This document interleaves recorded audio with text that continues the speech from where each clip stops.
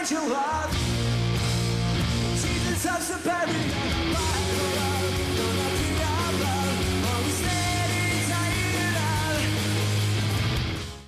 Jesus of Suburbia is composed in the very unpunk key of D-flat major, and in its 9 minutes running length manages to squeeze in enough time, key and tempo changes to keep a prog rock fan happy. No wonder some factions of the punk fraternity felt abandoned by Green Day.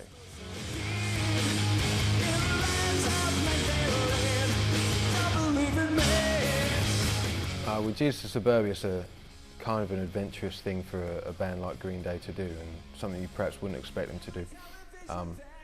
Basically taking 4 or 5 songs and compressing them, putting them into making one long song, which is, you know, you'd expect like a prog rock band to do or something like that, but perhaps not Green Day.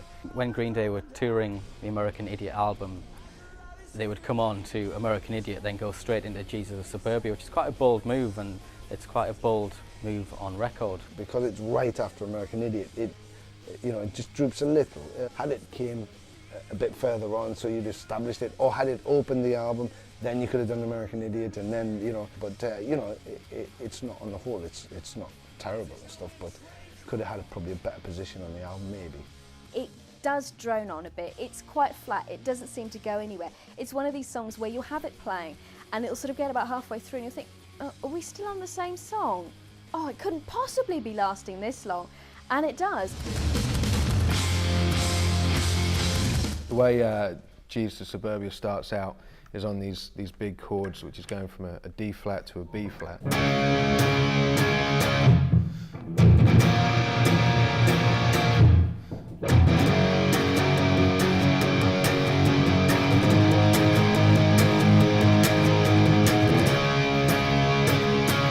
And it carries on in that kind of fashion. On the changeover at the end of the chorus, to take it into the next part of the song, it's an interesting thing because they change those chords slightly.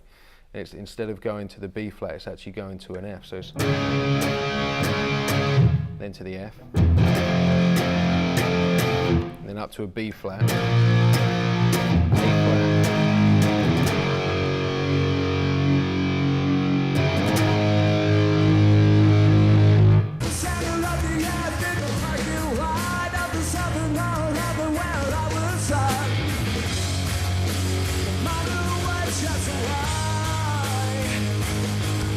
So the drums drop to half time, and now the whole thing's got a much softer approach.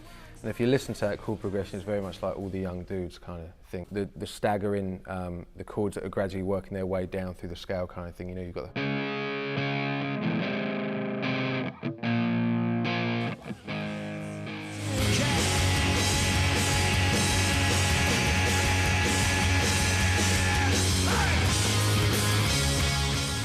And going into I Don't Care, which is the next part of the song, you hear it kind of picks up the tempo, and it picks up the general vibe of the song. The thing that makes that riff so catchy is the fact that it keeps going back to the D flat, which is and it's very pronounced kind of thing, almost like a chant on the guitar, and it's the way that the 2 chords move around it. So you're going from, then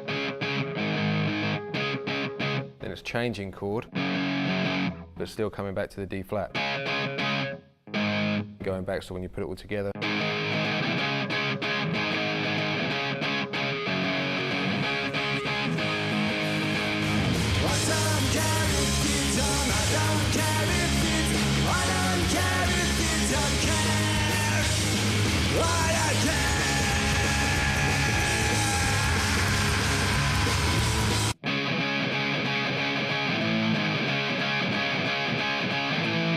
You can hear the most dominant chord in there is this one, which is the same chord that's been used throughout the whole song so far. So yet the song hasn't changed key, and it's all been based around this one D flat. So it's kind of like Green Day's way of showing how many different styles and types of music they can make around one key and one go kind of thing, you know.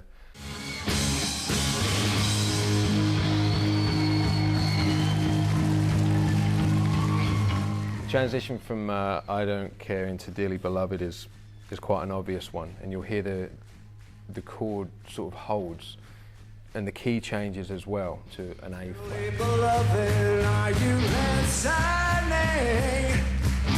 can't remember a word that you were saying.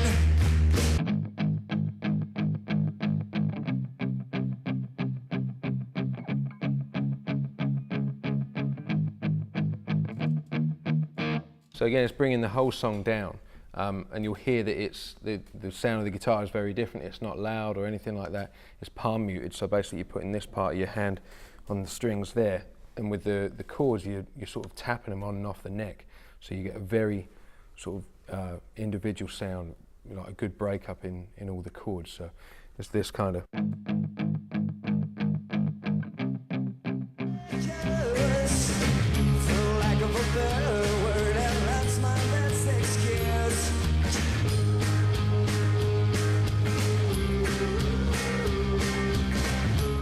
The whole feel of the song changes again completely and becomes a whole lot heavier.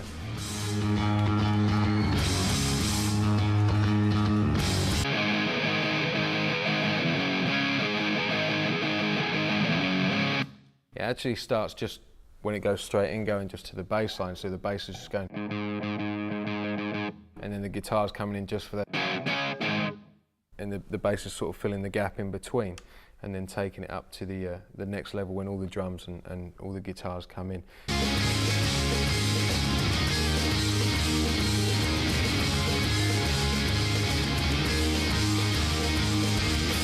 I don't feel any shame, I won't apologize when there ain't nowhere you can go. The whole song has just been highs and lows kind of thing. You know, they've taken you from really heavy, hard stuff to soft stuff to kind of poppy stuff, and then finishing in true Green Day style.